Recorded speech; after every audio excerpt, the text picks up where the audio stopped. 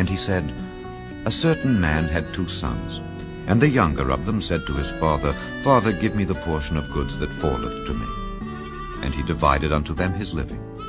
And not many days after, the younger son gathered all together and took his journey into a far country, and there wasted his substance with riotous living.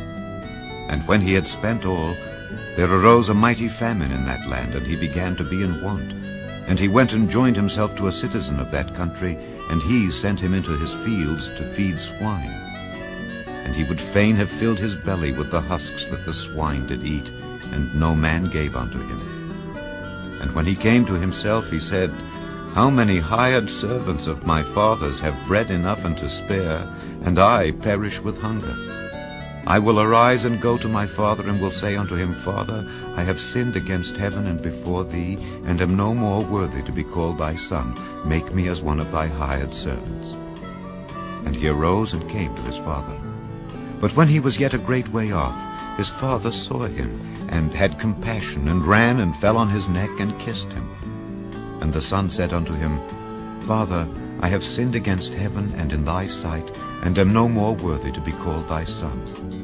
But the father said to his servants, Bring forth the best robe, and put it on him, and put a ring on his hand, and shoes on his feet. And bring hither the fatted calf, and kill it, and let us eat and be merry.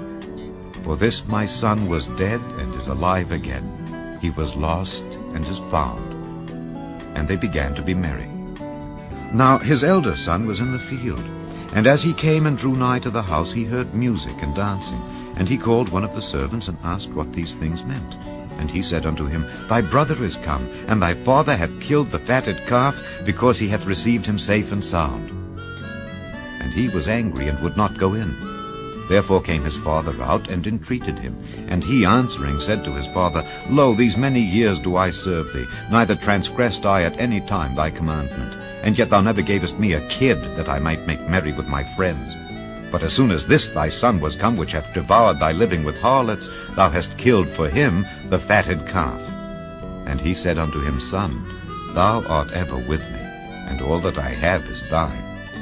It was meet that we should make merry and be glad.